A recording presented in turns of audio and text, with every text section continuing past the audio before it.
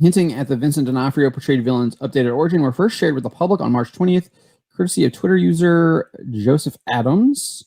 So let's kind of look at these photos. What do we got here? He says, first look at flashback episode behind the scene with young Wilson Fisk and neighborhood bullies. Harlem, New York City. The cast showing us mad love. So I guess he's going to be bullied as a child by a bunch of kids in Harlem. Now I wonder what a bunch of boys would be teasing another boy wearing a plaid jacket. I wonder. Where is he the one wearing the plaid jacket? I guess. Well, it seems to be that these boys are gathered around this fella in orange, and he's pudgy. Yeah, so that stands to reason that that would be the Kingpin, because he's pudgy. Yep. As per a series of 12 photos taken by the user during the series' recent on-location filming in New York City, Daredevil Born Again will at one point feature a temporal detour to the 1970s, replete with women wearing bell-bottoms, young men wearing their white t-shirts tucked into their jeans, and classic cars lining the street, including an era-appropriate steel delivery truck. So let's see. I guess that's era-appropriate. It just looks like a food truck to me. Well, wait a minute now.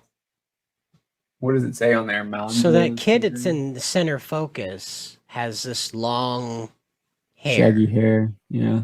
Yeah. But then the plaid kid's back again. I'm wondering if that's Murdoch.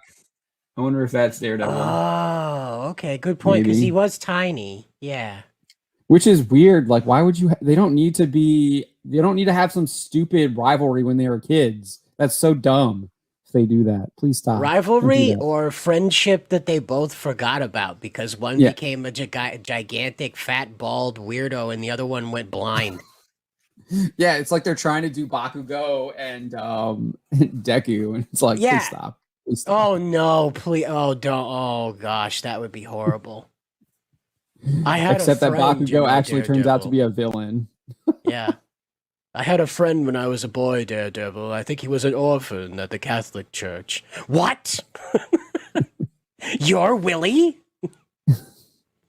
So it says Margot's Bakery on the side. Oh, that's Margot's? And Marvel's pretty kind of, I think that's weird about their product placement. Mango's Bakery? Yeah. Oh, that's strange. Right, that's a cursive N. And I'm not, I think that's a Z. I think it's Manzo's. All right, I'm a millennial. I don't read cursive, so. I was taught cursive in Catholic school. That's something that they did teach us. Yeah, but I think that's an N and a Z in cursive. And Paul Taylor says they were gay lovers in their youth. Yep. Okay. Yeah, I can see that. All right, let's continue. Let's continue here.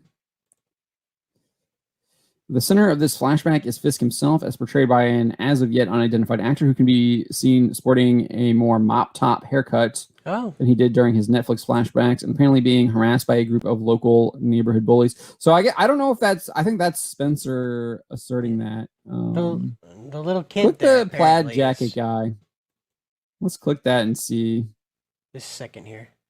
Got to bring it over. I think you're right. I think the plaid guy is Fisk, and the mop top guy is more Daredevil. Matt.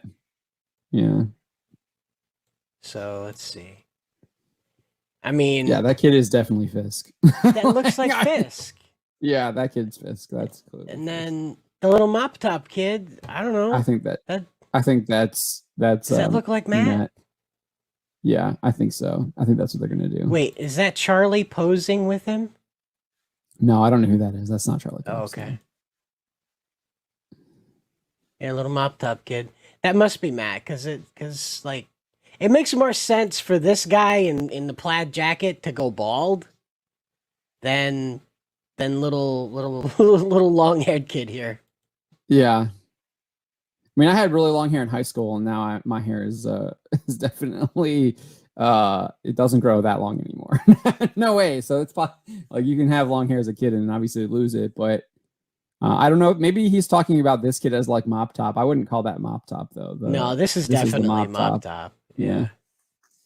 All right, let's go back. All right.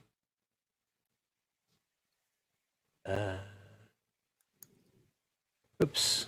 It's loading in everything. I'm very sorry. It's just bouncing It's around for a okay. second here. All right.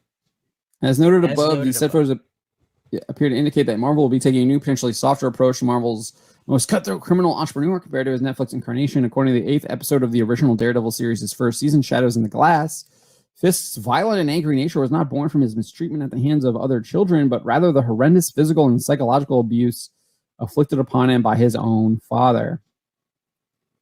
Yeah, I think this looks a lot. Yeah, he looks like the Plaid kid though. Similar hairstyle. But yeah, I think that's what they're going to go with. Like, this is the kid with the plaid jacket is totally Fisk. In fact, Fisk was previously only seen having been antagonized by one particular bully during his early years, that being his neighbor and regular critic of his father's politics, Bernie Walker. And even then, Fisk's lasting trauma from his conflict with Bernie came not from his direct interactions with the bully, but rather his father's violent response to learning about the entire situation. Of course, while this exact change to the history of Hell's Kitchen may come as a surprise to audiences, Marvel's willingness to disregard the original series canon should not, as franchise star Charlie Cox as regularly informed audiences, that a soft reboot of Hornhead's lore was always the studio's plan. That is true. We got a lot of criticism for this when we reported on his initial comments, but hopefully Spencer included them. Yeah, yes, he did. Speaking with Extra TV during the 2022 D23 Expo in Anaheim, California, Cox explained that Born Again is a season 1 and is not season 4, so it is a whole new thing, which I think is the way to go. If you're going to do it again, do it differently.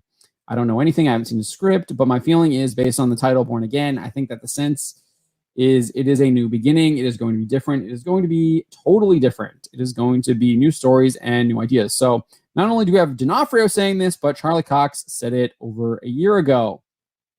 I mean, again, this is a huge red flag. If different is what we got in She-Hulk, I don't think anyone wants to see that. Clearly, the Nielsen numbers for She-Hulk Attorney at Law show that people were not watching that series. They were not interested in it. It was really bad.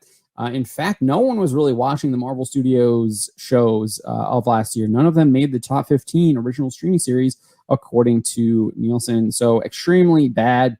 And we even have Bob Iger, again, admitting this when he appeared at the Morgan Stanley conference, that Marvel Studios needs to start focusing on quality and implying that there is a quality issue with their TV shows and movies.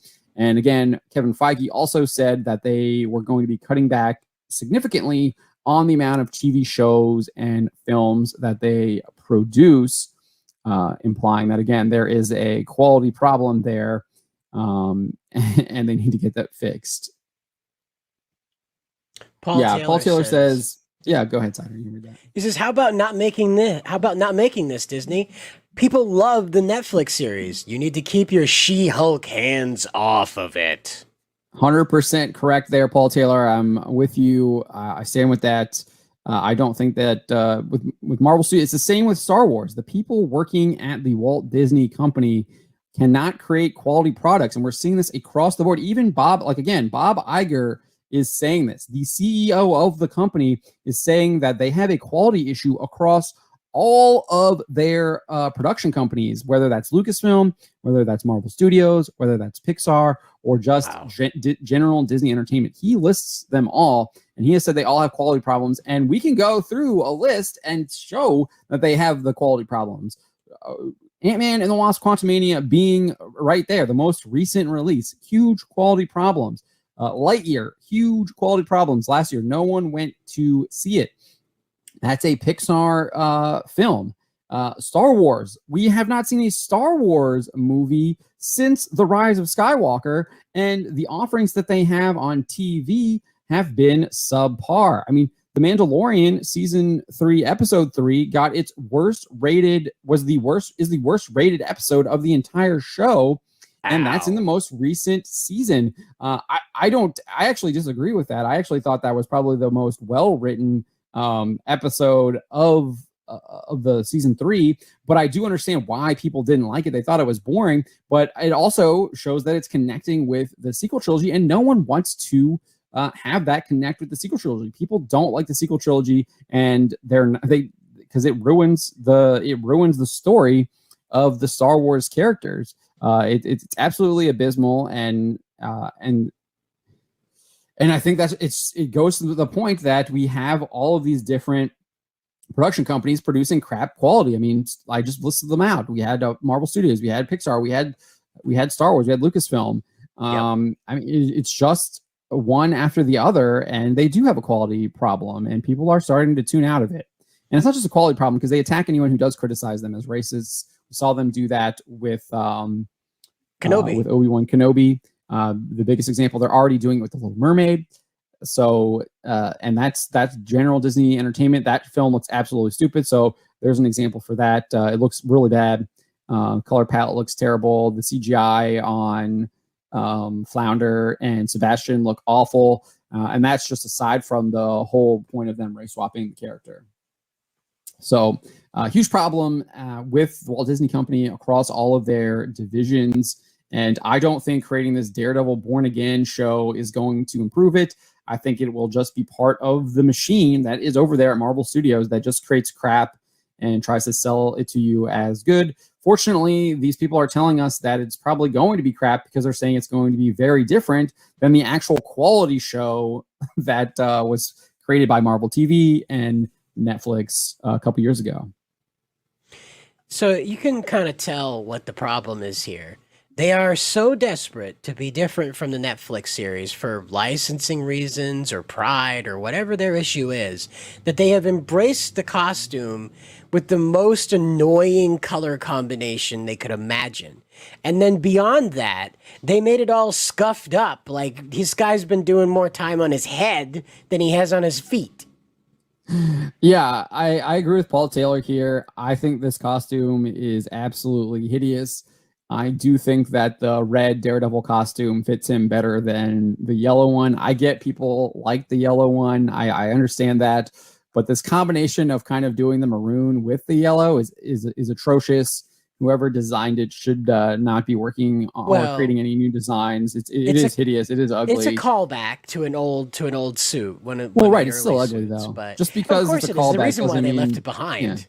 Yeah, the reason why they upgraded. Right, exactly. That's what I'm saying. Just because it's a callback doesn't mean that you should call it back. Right. I mean, I say this about Star Wars all the time. They embrace that Dark Empire storyline with bringing back Palpatine. Just because you did it in the comics doesn't mean it was good then. It's still bad then. It's bad in the movie, just like this suit.